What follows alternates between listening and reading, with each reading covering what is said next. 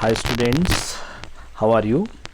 I am GS Rawat once again here with you, and today I am starting here class 7th history book, which name is Our Past, and today we will learn its chapter number 1, which name is Tracing Changes Through a Thousand Years.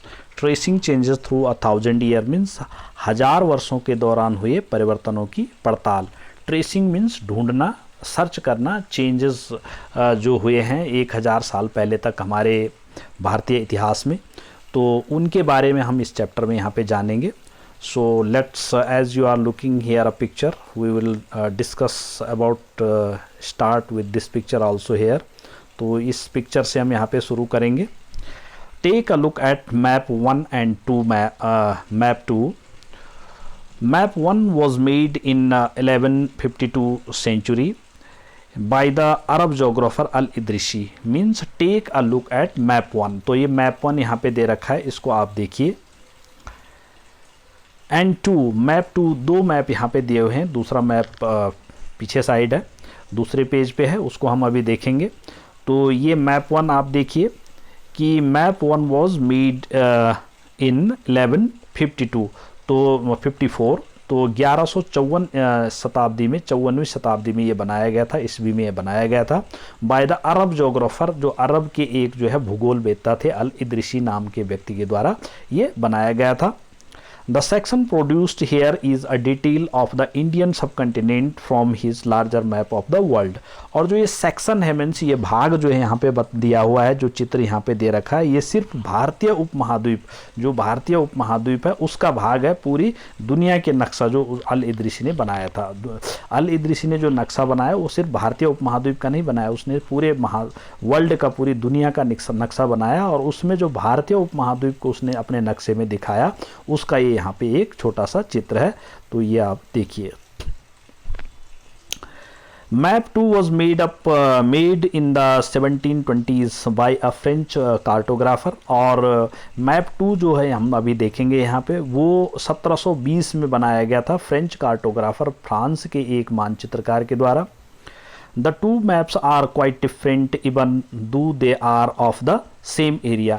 ये दोनों maps जो है इनमें बहुत ज़्यादा अंतर है, जबकि ये सेम एरिया, एक ही जगह के, एक ही स्थान के चित्र हैं दोनों. In Al Idrisi's map, South India is where we would expect to find North India. तो अल इदरिसी का जो मैप है, उसने जो अपना नक्शा बनाया था, तो उसमें जो साउथ इंडिया हमारा दक्षिणी भारत है, वो जो है यहाँ पे नॉर्थ की तरफ दिखा रखा है, उत्तर की तरफ दिखा रखा है, उत्तरी भारत की तरफ दिखा रखा है. And Sri Lanka is the island at the top. और ये जो श्रीलंका हमारे सबसे साउथ में, सबसे दक्षिणी भाग में पड़ता है, तो हमारे भारत के, तो उसको भी इसने बिल्कुल नॉर्थ में दिखाया, टॉप पे सबसे ऊपर दिखाया है.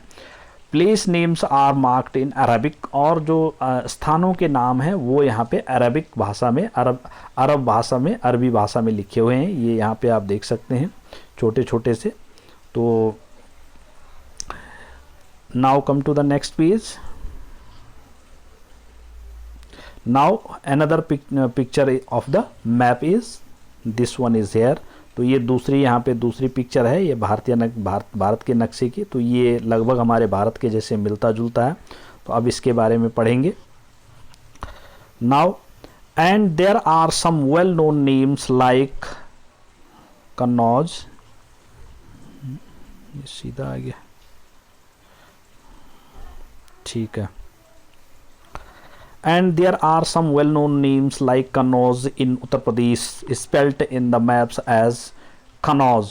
तो इसमें जो हमारा मैप 1 था, इसमें कन्नौज नाम की जगह को भी दिखाया गया है, जो कि उस समय का सबसे फेमस स्थान होता था हमारे भारत का, उत्तर प्रदेश का.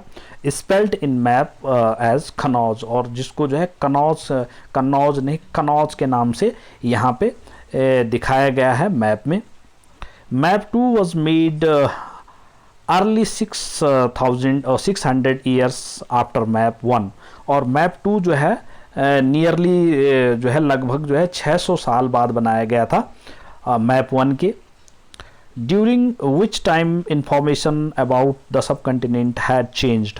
और इन 600 सालों में जो हमारा जो भारतीय उपमहाद्वीप है उसके बारे में जो इंफॉर्मेशन, जो भी सूचनाएं हैं, वो बहुत सारी चेंज हो गई थी कंसिडरेबली, मीन्स बहुत हद तक।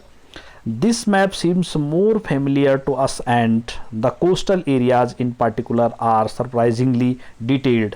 और ये जो मैप है, मैप नंबर 2 आपने अभी देखा, जो फ्रेंच कार्टोग्राफर के द्वारा बनाया, फ्रांस के मानचित्रकार के द्वारा बनाया गया है, ये काफ़ी मिलता जुलता है हमारे आज के जो मॉडर्न हमारा जो भारत का नक्शा है उससे मिलता जुलता है। एंड कोस्टल एरियाज, इसमें जो हमारे कोस्टल एरियाज है, जो समुद्री एरिया है हमारे भारत का, उसको बहुत अच्छी तरीके से दिखाया गया, उसके भागों को। This map was used by European sellers and merchants on their voyage. और ये जो मैप लेकर के जो यूरोपियन लोग हमारे देश में आए, तो उन्होंने इसी नक्शे का प्रयोग करके हमारे देश की खोज की थी, जिसमें जो है यूरोपियन जो मर्चेंट्स थे, जो व्यापारी थे, और जो नाविक थे, वॉयेजेस मीन्स नाविक थे, उन्होंने हमारे इसका देश का पता लगाया। सी चैप्टर 6, जो कि चैप्टर 6 में आप अच्छी तरह से पढ़ोगे। Look at the areas in the interior of the sub continent on map 2। और हमारे जो भारतीय उपमहाद्वीप के जो इंटीरियर एरिया, अंदर वाले एरिया भारत के, उनको आप मैप 2 में देखिए, उसमें कुछ एरिया भी दे रखे हैं। They are detailed as those on the coast. क्या वो इसी तरह से डिटेल करके समझा रखे हैं जैसे उन्होंने कोस्टल एरिया, समुद्री एरिया को समझाया है। Follow the course of the river Ganga. आप गंगा के तट के जो रास्ता है, गंगा के तट वाला जो भाग है, उसको आप देखिए। And see how it is shown. और देखिए वो किस तरह से दिखाया गया है। Why do you think there is a difference. आपको ऐसा क्यों लगता है कि उसमें एक अंतर है। In the level of the detail and accuracy between the coastal and inland areas in the map.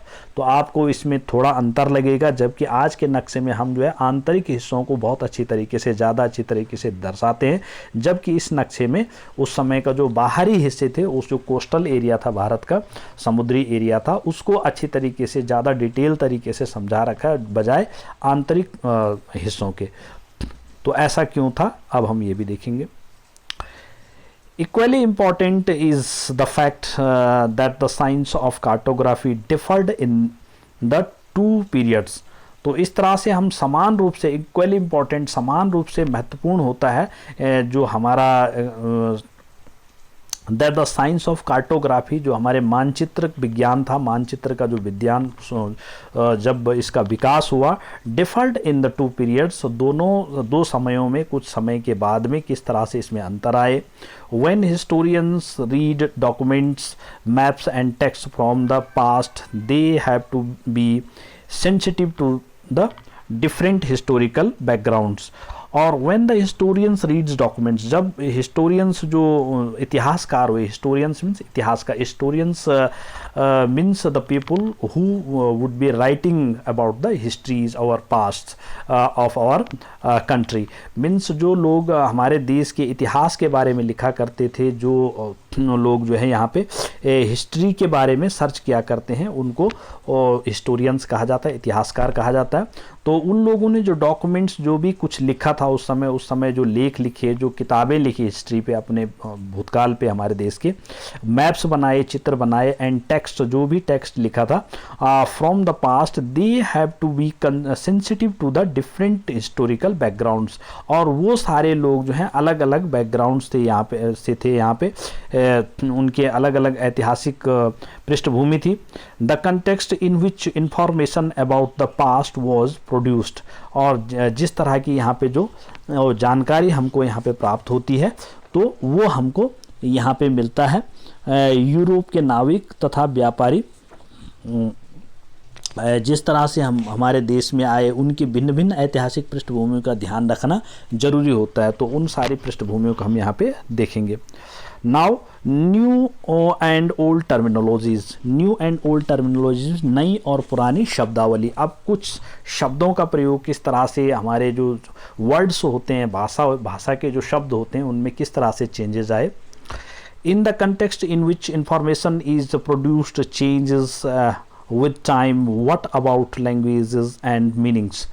तो in the context which information is produced, तो जिस कंटेक्स्ट में, जिस विषय पे अगर हम समय के साथ साथ सूचनाओं के संदर्भ बदलते हैं, तो समय के साथ साथ अगर हमारी सूचनाएं भी बदलती हैं तो भाषा और अर्थों के साथ क्या होता है, तो भाषा कैसे बदलती है, अर्थ कैसे बदलते हैं उसके, तो उसके साथ क्या होता है वो हम देखेंगे यहाँ पे। Historical records exist in a variety of languages which have changed considerably over the years, तो इसमें historical records exist in a variety of languages, तो जो हमारे हिस्टोरिकल ऐतिहासिक स्रोत हैं, जो हमारे ऐतिहासिक अभिलेख हैं, कई तरह की भाषाओं में मिलते हैं और ये भाषाएं भी समय के साथ साथ बहुत बदलती रहती हैं। Okay, medieval Persian for example is different from the modern Persian, the difference is not just with regard to grammar and vocabulary, the meanings of words also change over time.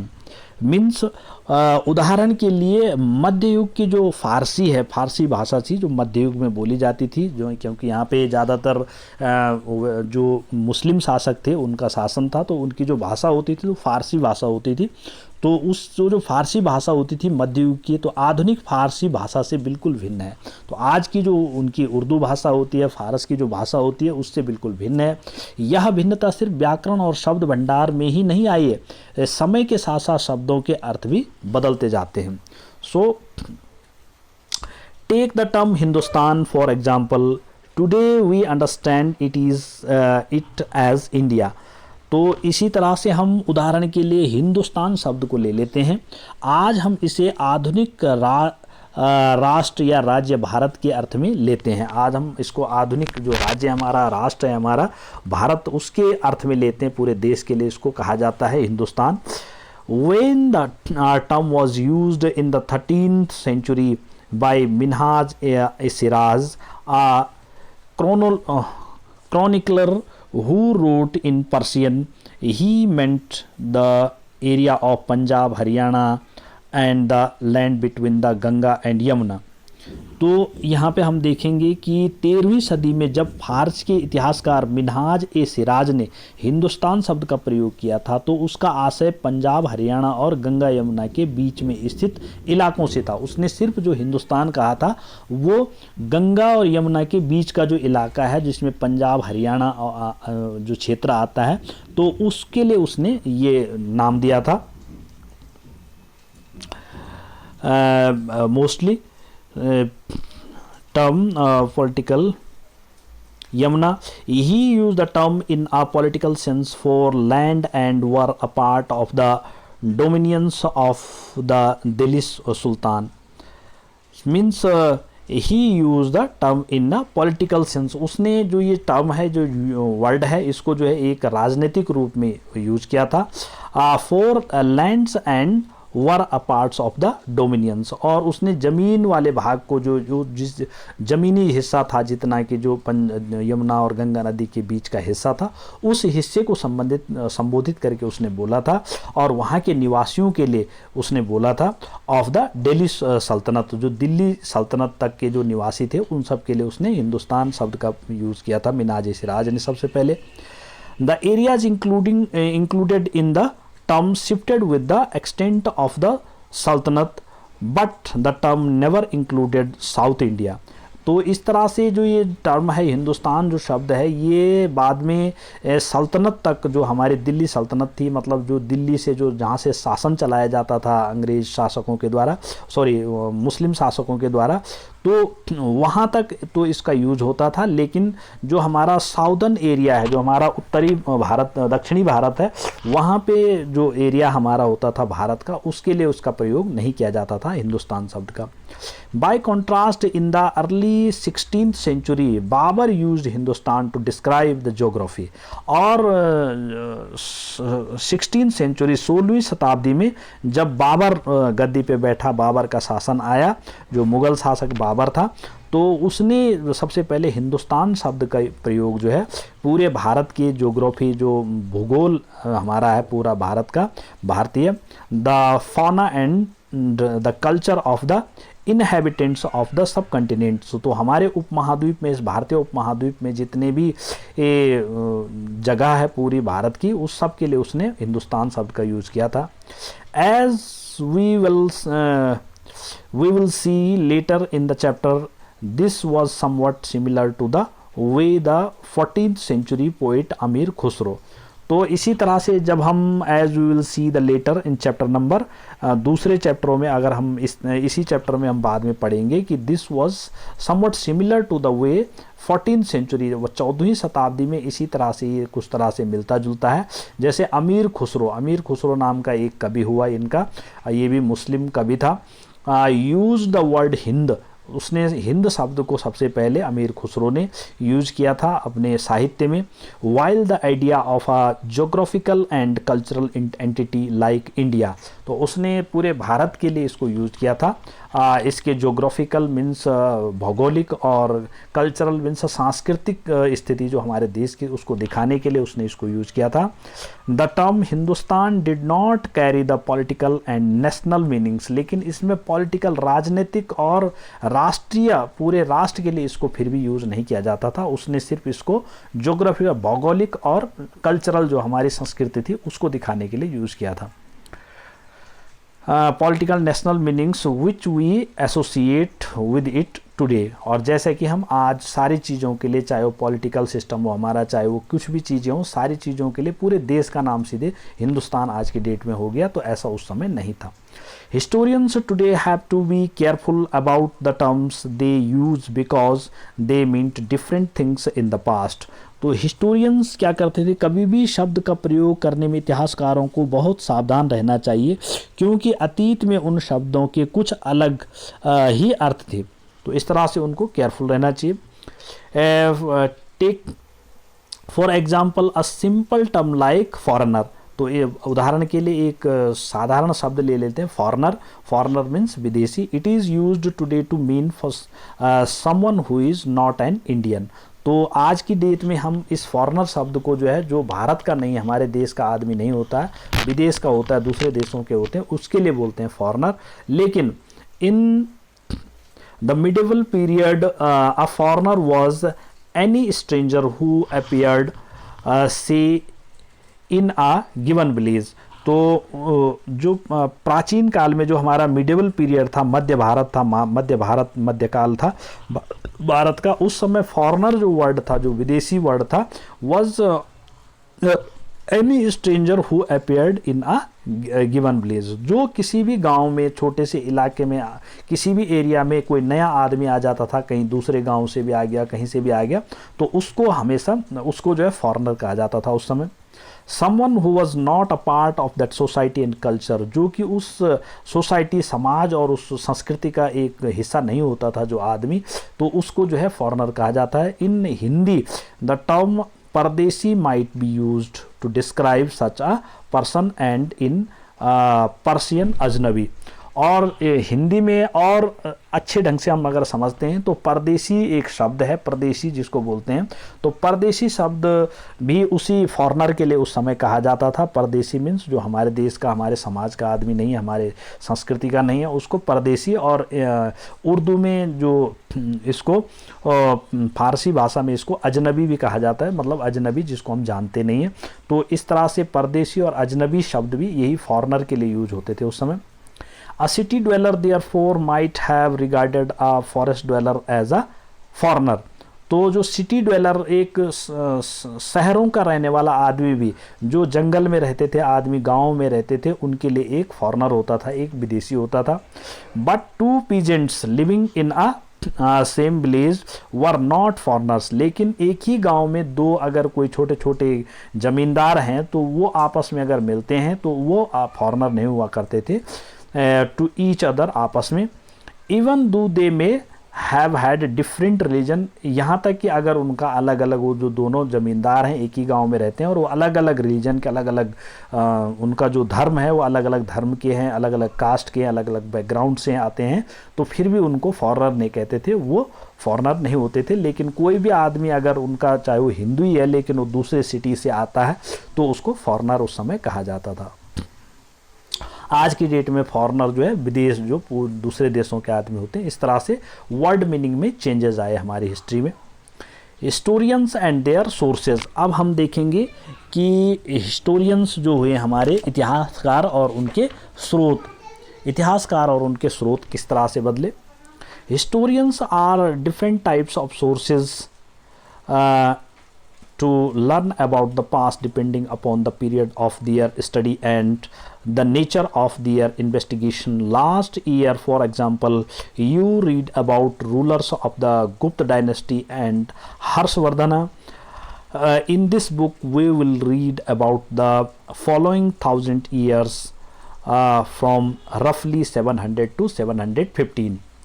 Historians use different types of sources to learn about the past. तो जो historians होते हैं, इतिहासकार होते हैं, जो इतिहास की जानकारी जुटाना चाहते हैं हमारे कहीं पर भी, तो वो अलग अलग स्रोतों के द्वारा जो है जानकारी जुटाते हैं इतिहास के बारे में।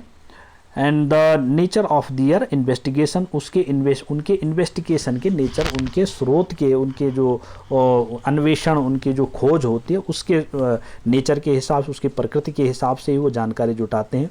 लास्ट ईयर फॉर एग्जांपल, पिछले साल एग्जांपल के लिए, you read about ruler of the गुप्त डायनेस्टी, आपने जो है कक्षा 6 में, क्लास 6 में जो है गुप्त डायनेस्टी मीन्स गुप्त वंश के बारे में पढ़ा होगा, एंड हर्षवर्धन के बारे में पढ़ा होगा हिस्ट्री बुक में।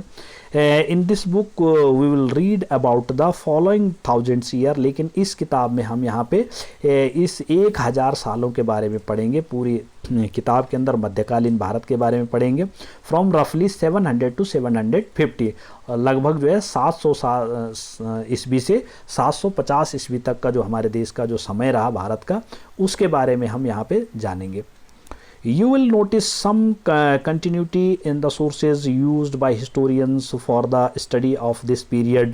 और आप देखोगे, you will notice means आप देखोगे some continuity in the sources, इस तरह से उनमें जो continuity है, जो एक तरह से जो क्रम है इसमें, सोर्सेज में जो हमारे स्रोत थे इतिहास के, यूज्ड बाय हिस्टोरियंस, जो इतिहासकारों के द्वारा प्रयोग किए गए हैं, for the study of this period, इस पीरियड को, इस जो मध्यकालीन समय था हमारा 1000 साल का, इसको जानने के लिए।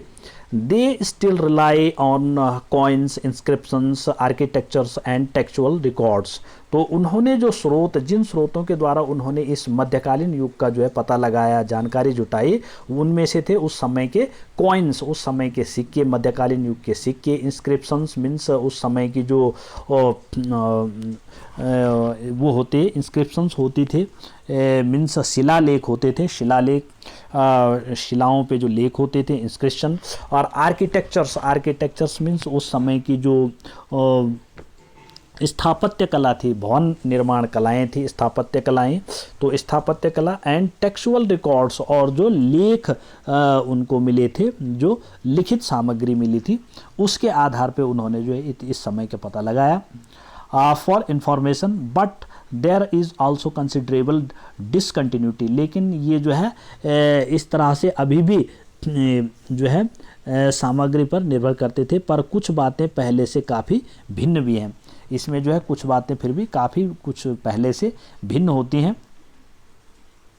The number and variety of textual records increased dramatically during this period. और इस समय में हमने देखा कि ये जो हमारा 1000 साल का समय था, इसमें जो टेक्सुअल रिकॉर्ड्स था, जो लिखित सामग्री थी हमारी, इंक्रीज ड्रामेटिकली, इसमें बहुत ज़्यादा लिखित सामग्रियां जो है हमको ज़्यादा से ज़्यादा प्राप्त। इतिहास जो है इस समय सबसे ज़्यादा लिखा गया, लिखित किताबों को लेखबद्ध करना इस समय सबसे ज़्यादा हुआ हमारे देश में। They slowly displayed other types of the available information, और जितनी भी उस समय की सूचनाएं थी, उन्होंने सारी लगभग सूचनाओं को लिखित रूप में यहाँ पे व्यवस्थित किया। Through this period paper gradually became cheaper and more. तो इस तरह से जो लिखित सामग्रियाँ अलग अलग टाइप की हमारे पास वैरायटीज में होने लगी। तो इस तरह से जो हमारा इस समय जो शुरुआत में जब पेपर हमारा जो जिस पे हम लिखते थे, वो उस समय का जो पेपर होता था, जो कागज़ होता था, वो चीपर होता गया, वो सस्ता होता गया। And more the value of paper की वैल्यू यहाँ पे समझेंगे। तो compare the following. In the middle of the 13th century, a scholar wanted to copy a book. तो 13वीं शताब्दी में एक इतिहासकार था, एक विद्वान जो है अपनी एक किसी लिखित पुस्तक का जो है कॉपी करना चाहता था, जो है उसकी नकल बनाना चाहता था, but he did not have enough paper, लेकिन उसके पास पेपर ही नहीं होते थे। So he watch the writing of a manuscript, इसलिए उसने जो एक मैन्युस्क्रिप्ट जो लिखी हुई थी अपनी एक कागज़ पे उसको मिटाया, and he did not want, जो कि वो नहीं चाहता था, उसको मिटाना नहीं चाहता था, dried the paper and used it, और फिर उसको उस पेपर को साफ करके फिर से उस पर अपनी दूसरी जो है लेख है वो लिखा। अ सेंचुरी लेटर, उसके 100 साल बाद ही, if you brought some food in the market you could be lucky, और 100 साल, उसके सिर्फ 100 साल बाद जो है, जैसे ही 100 साल बाद हुआ तो उसके बाद जो है जब अगर आप मार्केट से कोई चीज़ें भी लेते थे खरीदने के लिए, कोई and have the shopkeeper wrap it for you in some paper, तो जो शॉपकीपर होता था, जैसे आज भी कई दुकानदार होते हैं, वो कागज़ के लिफाफे में किसी भी चीज़ को हमको दे देते हैं। तो उस समय एक 13वीं शताब्दी, जो 14वीं शताब्दी, 14वीं-15वीं शताब्दी तक आते आते जो है कागज़ इतना हो गया हमारे देश में, वैल्यूबल हो गया कि उसकी इतना, उसका जो स्टॉक भी इतना हो गया कि लोग जो है, जो दुकानदार होते थे, वो छोटे मोटे सामान को भी उसमें रैप करके पैक करके दे देते थे। When was paper more expensive and easily available, तो किस समय पेपर ज़्यादा महंगा था और ज़्यादा आसानी से मिल जाता था? इन द 13 और द 14 सेंचुरी, 13वीं शताब्दी में कि 14वीं में, ये आप बताइए, जैसा हमने यहाँ पे देखा। Cheaper more widely available people use it to write holy text, तो जब 14वीं शताब्दी में बाद में जब सारे लेख जो हैं पेपर पे लिखे जाने लगे हमारे यहाँ, तो और अलग अलग इंस्क्रिप्शंस अलग अलग चीज़ों पे भी लिखे जाने लगे, लेख लिखित सामग्रियों का ज़्यादा उपयोग होने लगा, तो उस समय पेपर की भी वैल्यू बढ़ गई, पेपर भी हमारे यहाँ बहुत ज़्यादा बनने लगा। And use to write holy text, इसमें जो है होली टेक्स्ट में जो हमारे पवित्र ग्रंथ होते हैं उनको लिखा जाने लगा। क्रॉनिकल्स ऑफ रूलर्स, जो हमारे जो राजा लोग होते थे, जो शासक लोग होते थे, उनके वृतांत, शासकों के वृतांत, क्रॉनिकल्स मीन्स वृतांत, उनके बारे में, शासकों के बारे में, राजाओं के बारे में इसमें लिखा जाने लगा। Work collected by the wealthy peoples, और जो धनी लोग थे वो ये सब काम करते थे। रूलर्स, और रूलर्स के बारे में लिखा जाता था। मोनास्ट्रीज, जो राजवंश होते थे। एंड टेम्पल्स, और जो टेम्पल्स होते थे हमारे मंदिर, जो है धार्मिक संस्थान होते थे, मठ मंदिर, उन सब के बारे में यहाँ पे लिखा जाता था। They were placed in libraries and archives, और इन सारी पांडुलिपियों को, जो भी ये होती थी, उनको जो है पांडुलिपियों को पुस्तकालय तथा अभिलेखागारों में रखा जाता था। तो पुस्तकालय, लाइब्रेरीज, आर्किव्स मीन्स अभिलेखागार, तो अभिलेखागारों में इनको रखा जाता था। These manuscripts and documents provide a lot of the detailed information to historians, और ये जो डॉक्यूमेंट्स होते थे ये हमारे भारत के इतिहास के बारे में बहुत डिटेल्ड जानकारी रखते थे historians, but they are also difficult to use, लेकिन इनको यूज़ करना बड़ा डिफ़िकल्ट था क्योंकि ये हाथ से लिखे जाते थे, मैन्युस्क्रिप्ट होते थे, हस्तलिपियाँ होती थी। उस समय जैसे आज की डेट में छपाया जाता है पेपर को, जो है प्रिंट किया जाता है, इस तरह से उस समय प्रिंटिंग मशीनें नहीं थी, तो इसलिए जो है जो हस्तलिपियाँ होती थी, हाथ से राइटिंग लोगों की इस तरह की होती थी पहले ज़माने की, कि वो काफ़ी डिफरेंट होती थी आज के लोगों के लिए समझने के लिए, तो डिफ़िकल्ट थी। There was no printing press in those days, so scribes copied manuscripts by hand. तो वही बात हो गई कि उस समय जो है प्रिंटिंग प्रेस मशीनें नहीं थी, तो इसलिए जो लोग जो हैं, जब अगर किसी एक कॉपी, कोई इम्पॉर्टेंट चीज़, अगर एक किताब किसी चीज़ की लिखी गई, अगर आप उसको दूसरी कॉपी चाहते तो उसको भी हाथ से ही लिखना पड़ता था, उसकी कॉपी जो है हाथ से करनी पड़ती थी लिख करके। तो if you have ever copied a friends homework you would know that this is not a simple exercise, अगर आपने कभी अपने दोस्त का, किसी का जो है you'd have ever copied a friends, आपने अपने दोस्त से कॉपी लेकर के, आपका कोई होमवर्क छूट गया हो और आपने उससे कॉपी करके लिखा हो, तो you would know that this is not a simple, तब आपने देखा होगा कि वो एक जो है आसान काम नहीं होता है उस समय दूसरे की कॉपी से उतारना, क्योंकि कई बार जो होते हैं, sometimes you can not read your friends hand writing, कई बार ऐसा होता है कि आप अपने दोस्त की जो हैंड राइटिंग है वो पहचान ही नहीं पाते, आपको समझ ही में नहीं आता कि क्या लिखा हुआ है। And are force to guess, लेकिन आप गेस करते हैं कि शायद क्या लिखा होगा, तो उसके अनुमान से कुछ भी लिख देते हैं। व्हाट इज रिटन, क्या लिखा हुआ है। As a result there are small but significant differences, तो उसका परिणाम ये होता है कि आपके और उसके जो लिखने में, जो आंसर आपने लिखा उसने लिखा, उसमें डिफरेंस आ जाता है जो है।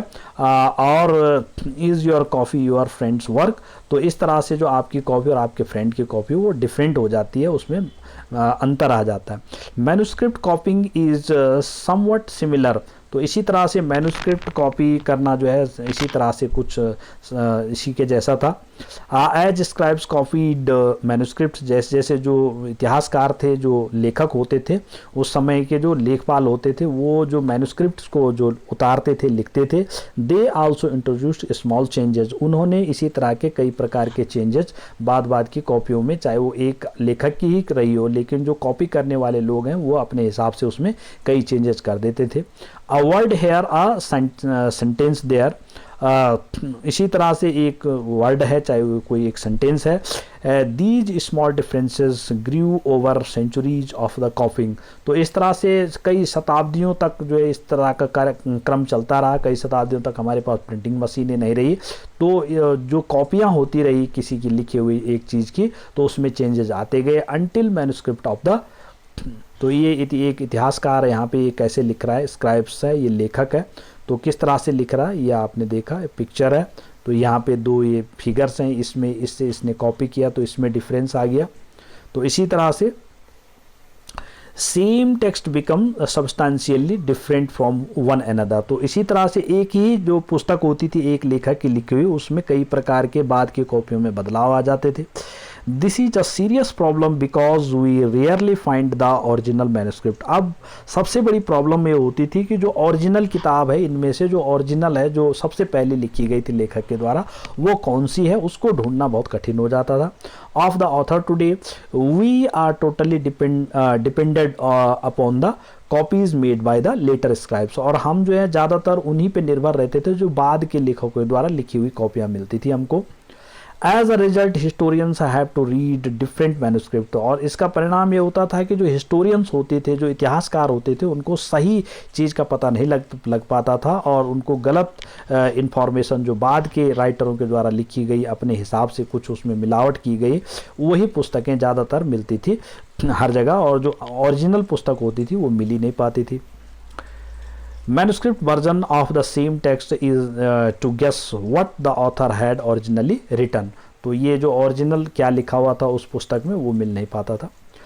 On occasion authors revised, author means लेखक, revised मीन्स फिर से उसको रिवाइज करते थे, लिखते थे कई कई अवसरों पे। Their chronicles at different times, तो उनके जो क्रॉनिकल्स मीन्स जो रचनाएं होती थी अलग अलग समयों की।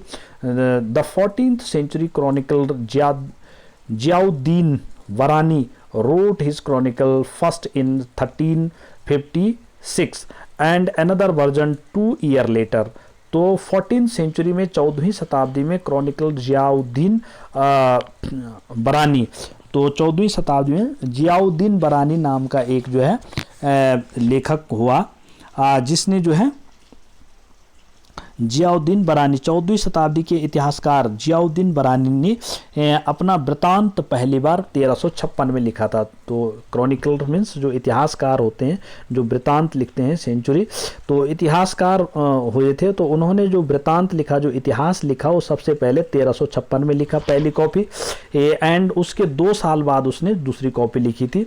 The two differ from each other, लेकिन वो जो दोनों कॉपियाँ थी वो आपस में बहुत डिफरेंस रख रही थी। But historians did not know about the existence of first version, लेकिन आज तक भी हिस्टोरियंस जितने भी इतिहासकार हैं उनको जो उसकी पहली कॉपी थी उसका पता नहीं लग पाया था। The first version until the 1960, और 1960 तक इसका पता नहीं लगा। 1960 में इसका पता लगा कि जो पहली कॉपी थी वो ये थी। It remained lost in large library collection, और वो तब तक जो है जब 100 सालों का अंतर हुआ तो उसमें जो है कहीं लाइब्रेरी में पुस्तकालयों की बहुत पुस्तकों के बीच में खो गई थी और मिल ही नहीं पा रही थी। New social and political groups, अब हम देखेंगे यहाँ पे नए सामाजिक और राजनीतिक समूह किस तरह से हमारे देश में इस 1000 साल के अंदर बने, तो इनको मेन रूप से देखेंगे। The study of the 1000 year between 700 and 750। तो अब हम 700 से 750 के बीच का जो 1000 साल का समय था उसके बारे में जो हम स्टडी कर रहे हैं यहाँ पे। A huge challenge to historians largely because of the scale and variety of the developments. तो ये जो 1000 साल का जो समय था, जो हिस्टोरियंस हमारे इतिहासकार रहे हैं उनके लिए जो है एक लार्जली डिफ़िकल्ट, एक बहुत लंबा समय था, और एक because of the scale of the variety, इसमें कई प्रकार की भिन्नताएं आई इतिहास में। इतिहास जो हमारा लिखा गया है इस समय उसमें भिन्नताएं बहुत ज़्यादा आई इसके विकास में। That occurred over the period, और वो समय के साथ साथ में इसमें बदलाव आते गए। At different moments in this period new technologies made their appearance, और अलग अलग समयों में इस समय में जो है ये जो मध्यकालीन पीरियड था 1000 साल का, तो इसमें थोड़े थोड़े समय के बाद में जो है कई प्रकार की जो टेक्नोलॉजी तकनीकी और भी देखने को मिली, उनका जो है उसको वो भी देखने को मिली। लाइक द पर्शियन, जैसे कि पारस के लोग, जो पर्शियन लोग होते थे। व्हील इन इरिगेशन, तो जो उन्होंने सबसे पहले जो है पहिए का आविष्कार किया इरिगेशन में, मतलब सिंचाई में। The spinning wheel in weaving and fire arms इन कम्बाट, और इसी तरह से स्पिनिंग व्हील जो है, जो घूमने का पहिया था, उसको वीविंग मीन्स बुनाई, कताई बुनाई में भी उस पहिए का आविष्कार, पहिए का प्रयोग किया। जैसे आज भी आप टेलरों की दुकान पे जाते हैं, उनकी मशीन होती है, उसमें एक पहिया लगा होता है, तो उसी तरह से पहिए का जो कताई बुनाई में प्रयोग किया गया। एंड फायर आर्म्स इन कम्बाट, और जो इनके आग्नेय अस्त्र होते थे युद्धों में, उस समय युद्ध बहुत ज़्यादा चलते थे, राजा लोगों का समय होता था, राजाओं का समय था, तो कम्बाट मीन्स जो युद्ध होते थे उस समय, उसमें फायर आर्म्स होते थे, जो आग्नेय अस्त्र होते थे, उन पे भी इस तरह के पहिए लगाए जाते थे। New foods and beverages arrived in the sub continent, और उस समय जो है नए फूड मीन्स नए नए खाने की चीज़ें, बेवरेजेस, नई नई सब्जियां वगैरह, ये सारी चीज़ें उस समय हमारे उपमहाद्वीप में आई। जैसे पोटैटोज़, आलू भी उसी समय जो है इस समय विकसित हुआ, और आलू की खेती करना, कॉर्न जो है, जो गेहूं की खेती करना, चिलीज़ जो हमारी मिर्च है, मिर्च को उगाना, टी एंड कॉफ़ी, चाय और कॉफ़ी, इन सब चीज़ों का आरंभ जो है इसी मध्यकालीन युग में हुआ। Remember that all these innovations, और हमको याद रखना चाहिए कि जितने भी आविष्कार इस समय हुए नए नए, न्यू टेक्नोलॉजीज एंड क्रॉप्स, जो नई नई तकनीकी आई, नई नई फसल हमने उगाई, came along with the people, ये नए नए प्रकार के लोगों के साथ आए। जैसे हमारे यहाँ भारतीय उपमहाद्वीप में नए नए प्रकार के नए नए जगहों से नए नए लोग आए, तो उनके साथ नई नई टेक्नोलॉजीज भी आई। Who brought other ideas and with them as well, तो उन्होंने अपने साथ जो है नए नए प्रकार के आइडिया भी लाए। एज अ रिजल्ट, जिसका परिणाम, this was a period of economic, ये जो समय था हमारा ये बड़ा इकोनॉमिक हो गया, ये जो है आर्थिक दृष्टि से जो है बहुत महत्वपूर्ण हो गया। Economic, political and social and cultural changes, तो इसमें जो है इकोनॉमिक आर्थिक भी हुआ, पॉलिटिकल मीन्स राजनीतिक भी, सोशल मीन्स सामाजिक भी, कल्चरल मीन्स जो हमारे सांस्कृतिक भी चेंजेस, बदलाव इस समय बहुत ज़्यादा आए। You will learn about some of these changes, और आप इस तरह के बदलावों के बारे में अभी चैप्टर नंबर 5, 6 एंड 7 में और ज़्यादा डिटेल में पढ़ेंगे। This was also a period of great mobility, इस तरह से आपने देखा कि ये जो पीरियड था, ये जो युग था, एक गतिशीलता का पीरियड था, मतलब इसमें एक बहुत गति थी जो है, जिसमें लगातार बदलाव आ रहे थे।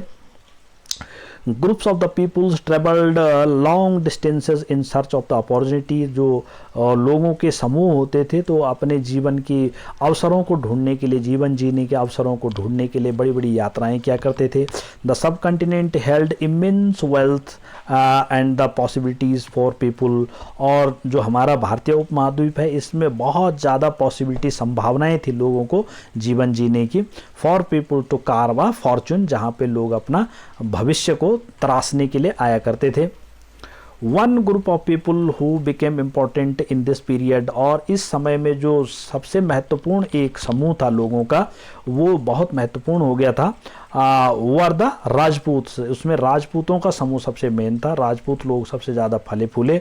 अ नेम डराइव्ड फ्रॉम राजपुत्र, जिसको राजपुत्र शब्द से लिया गया है। The son of the ruler, जिसको रूलर जो होता था, जो शासक होता था, जो राजा होता था, उसके पुत्र को राजपुत्र या राजपूत कहा जाता था। तो राजाओं के जो बेटे होते थे, उनका चलन, उनकी जो चलन था, उनका जो प्रचलन था, वो बहुत ज़्यादा हो गया था।